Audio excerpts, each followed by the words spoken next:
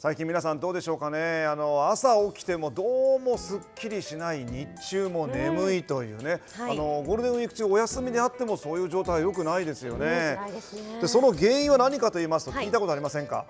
睡眠時無呼吸症候群という、寝てはいるけどしっかりと眠れてはいないというですね、この睡眠障害の可能性についてお伝えします。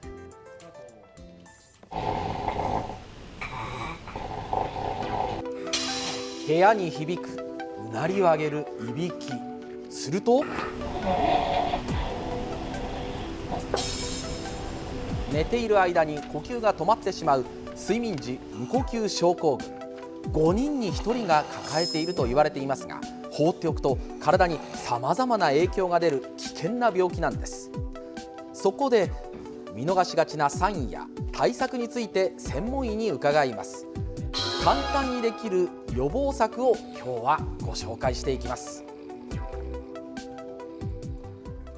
ここからは睡眠と心臓や血管の病気に関して長年研究をしてきました札幌藻岩徳洲会病院の院長五平康信先生とともにお伝えします。どうぞよろしくお願いします。よろしくお願いしお願いしま。ますす。よろしくお願いします。先生、5人に1人というこの数字でも驚いたんですが、数字でまた伝えていただくことが無呼吸症候群に関してお願いいたします。はい、睡眠時無呼吸症候群、皆さん一度は聞いたことがあるかと思いますが、実際に例えば高血圧ですと今日本全国に4300万人いるというふうに言われていますが、この無呼吸症候群、睡眠時無呼吸症候群は2200万人いるというふうに言われています。非常に多い。2200万人、はいですからもう国民病になっているということなんですが、これ経済損失でいうとどれぐらいになるんですか。はい、睡眠不足だけで現在、年間に15.7兆円も経済損失を被っているというふうに言われています。本当に皆さんが関わるかもしれないということなんですが、で具体的に睡眠時無呼吸症候群とはどういうものなんですか。はい、寝ている間に呼吸が止まってしまうことで酸素の取り込みが悪くなり、高血圧になり、脈が速くなります。そのため熟眠感が薄れますので睡眠不足になりがちになります。はい、熟眠感などが薄れてしまうということなんですが、特に重要なサインがいびきだそうですね。はい、いびきが一つ非常に重要なサインなんですけども、実際自分ではですね自覚がない方っていうのも非常に多くいらっしゃるというふうに言われています。はい、そう自覚症状が福永さん、金子さんない、これがまた怖いということなんですよ。眠っている自分はコントロールできないですからね。そうですね。見ることできないですからね。どういう状態なのか。なかなかの寝相で寝てますね、これね。そうなんです。だからいびきというところ、ここもまず注意していただきたいね。ここいびきですね、はで自覚症状がない、ここが本当に大事なポイントだというふうに覚えていただけたらとまず思います。でそんな中で放っておくと体にじゃあどんなリスクがあるのかというのを、ここも皆さんぜひ見ていただきたいんですが、糖尿病ですとか、こちらのモニターに映りました高血圧のリスクですとか、心不全、脳卒中のリスク、うつ病のリスク、先生どれぐらい睡眠時無呼吸症候群を放っておくとリスクが高まるんでしょうか。はい、糖尿病のリスクは約2倍というふうに言われています。はい、高血圧に関しては約3倍、心不全や脳卒中に関しては約4倍、なんとうつ病に関しては約5倍とアメリカの170万人のデータで明らかになっています。上がりますね。これだけ上がるんです。だから本来は体を休めるために眠っているのに、結果的にその眠りによって具合が悪くなってしまうっていうことなわけです。命に関わる心不全、脳卒中も高めてしまうんですね。そうなんです。でこれだけではなく交通事故のリスクも高まるんですって、先生。はい、そうかそうか。睡眠時無呼吸症候群になると、良質な睡眠が取れなくなりますので日中の眠気が、出ます。またマイクロスリープという数秒間の自覚のない睡眠に入る場合がありますので約5倍というふうに言われています。よくドライバーの方の居眠りとかっていう時にこの睡眠時無呼吸症候群というのもセットで語られることがありますよね。はい、はい、そうなんです。そうだからこそ注意が必要なんです。しかも年代でいうと若い方だって、もちろんご高齢の方も含めてなんですけれども、どさんこワイドのスタッフでじゃあいないのかといろいろ聞いてみたらすぐ見つかりまして、すぐ見つかったんだ、20代で働くスタッフも先生に今日生で診断していただこうと思うんですけれども、ちょっとこちらご覧ください。睡眠の悩んでる人いませんかと聞きましたら、どさんこワイドのスタッフの田尻さん、今回睡眠時無呼吸症候群の検査を受けてみました。ちょっと心配だということなんですね。じゃあおやすみなさい。ベッドに入り眠りにつくと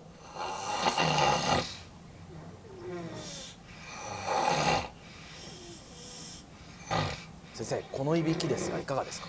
はい、明らかにいびきで睡眠時無呼吸症候群になりそうないびきですね。なりそうな、なぜ？このこもった非常に大きなピッチのいびきっていうのが特徴です。じゃあいびきだけっていうか、そのいびきの質でこう無呼吸症候群かどうかっていうのを判断すはい、その、一つの要因になります。かって今言いまでしたよ。今カはいッとこう言ってる。止まりました。いびき書いてない。今まさに止まってますね。どうでしょうか先生、これは。はい、実は、事前にですねデータを見させていただいたんですけども、1時間に25回の中等症の睡眠時無呼吸症候群という診断になりました。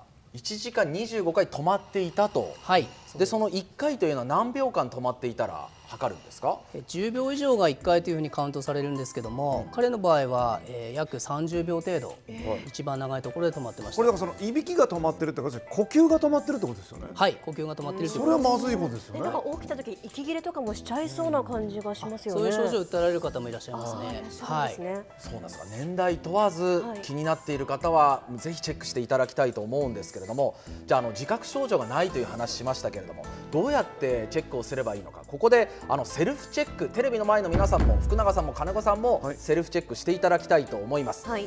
では1問目、トータルで5問あります。どうぞ。毎晩大きないびきをかく。さあこれチェックポイント。毎晩大きないびきをかく。では2つ目、自分のいびきで起きることがある。自分のいびきで起きることがある。これが2つ目です。これで上げたことですか。そうですね。はいはい。どんどん上げてチェックしてください。はいはいそして3つ目、朝起きると疲れが残っている、頭痛がすることがある。はい、重たいもん。はいはいはい福永さん、はい二つ目だ。重い。はい。 4つ目、日中強い眠気がある。日中強い眠気がある。ドサンコワイトの打ち合わせの時は結構眠いんですけど。こうしていただかないと。それ集中してないだけじゃないですかしていただかないと困ります。じゃあこれ罰かな。はい。 5つ目、夜中にトイレで何度も起きると。これ1回とかではなくてってことですか。複数回ということはい、ですね。 2回以上ですね。あじゃあ2回以上じゃあまあまあまということで、さあこの5つのチェックなんですが、テレビの前の皆さんはどうでしょうか。先生、ここからじゃあ福永さんと金子さんどうですか。チェックしたの見せていただいてもいいですか。あ。これ正直に。はいはい、正直に。はい。ゼロ個でした。金子さんゼロ金子さんゼロ、福永さんは3つ。あちょっと今逆になっちゃう、映像逆になっちゃいましたね。金子さんははいゼロ、なしでした福永さんは3つということでしたが、はいさあ先生、ここからどういったことが言えますか。はい、特に福永さんの場合は3つ当てはまってますので、睡眠時無呼吸症候群の可能性は大かと思います。また金子さんもゼロではありますけども、はい自覚症状のない方がいますので否定はできないかなというふうにそうかそうか。思います。結果的にだって自分でいびきかいてるかどうかって誰かに聞いてもらわなきゃわからないもんね。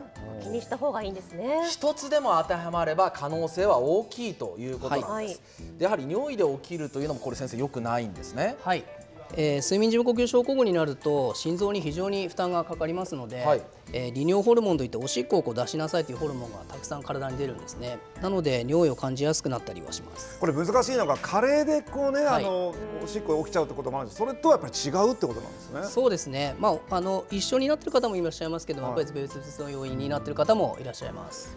で睡眠時無呼吸症候群、滑腹のいい方がなるんではないかってイメージを持っている方もいろいろ私話聞いたらいたんですけど、そうじゃないとなんか一つ特徴があるんですね。はい、日本人の場合には特に顎が小さい方が多いので、痩せている方、また女性の方でも十分なる可能性があります。顎が小さい方は注意と。はい。でさらにこの鼻炎の方も要注意と今出てますが、はい、鼻が詰まるとどうしても口呼吸になってですね、口呼吸が無呼吸症候群の一つのリスクにはなりますので、鼻詰まりも要注意です。もう常に鼻炎です。どっちか必ず詰まってるのかなとじゃ思うね。あ条件的にはそうですね。条件的には鼻炎、顎が小さい方要注意。5人に1人国民病と言われている睡眠時無呼吸症候群、2200万人の方要注意です。ではこの後どういった対策が必要なのか、コマーシャルなどと詳しくお伝えします。教えてドクター後半戦です。国内5人に1人、2200万人の方が睡眠時無呼吸症候群悩まれているという、そういったお話を前半戦でしました。この時間も札幌も岩特集会病院の院長五平康信先生とともにお伝えいたします。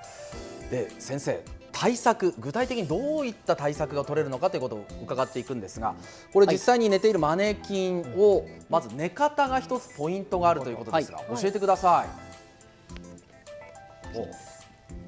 あら、ズバリ先生、これははい、横向き寝です。仰向けではなく横向き、これはなぜですか？舌が落ち込むのを、角度方向を変えることで防ぐということで、横向き寝を推奨しています。もともと横向きで寝てる方はいいとしてもね、ずっと仰向けで寝てる方なんかも、じゃあ横向きで寝なきゃいけないのかっていうことなんですけども。はい、最初の寝入り鼻が結構無呼吸出やすいので、寝るとですね、結構こう寝返りっていうのは20回ぐらい打つというふうに言われてますから、それ無意識で寝返り打ってるんですね。なのでなかなか無意識の寝返りはちょっと抑制できないので、寝入り鼻だけでも、カバーするといいかなというふうには思ってます。最近よく横向き用の枕とかってあるじゃないですか、あれなんかどうなんですか？ああいうのも有効かなと思います。はい。本当に寝始めが無呼吸になりやすいのところを注意してください。そのために横向きに、で横向きで寝ることによって内臓の負担も軽減されたり、腰の負担も減らすことができるということなんですね。確かに仰向け、私も腰痛いんで、そもそも横向きになってるんですよね。そういった意味でも楽かもしれないですね。で結局じゃあどこでどう診察っていうかしてもらえばいいのかっていうことなんですけど。はい。かかりつけの先生にご相談される方もよろしいかなと思いますが、早ければ今年の6月に睡眠障害科という新たな科の標榜が始まりますので、そういったところに、受診してみるのが一番、分かりやすいのではないかなと。今現在じゃあ例えば別に内科とかそういうところでもいいんですか？はい、内科、耳鼻科、精神科、そういったところでの受診をお勧めしています。6月からは睡眠障害科もできると、はい、でこちら出てきましたが、他に対策がある。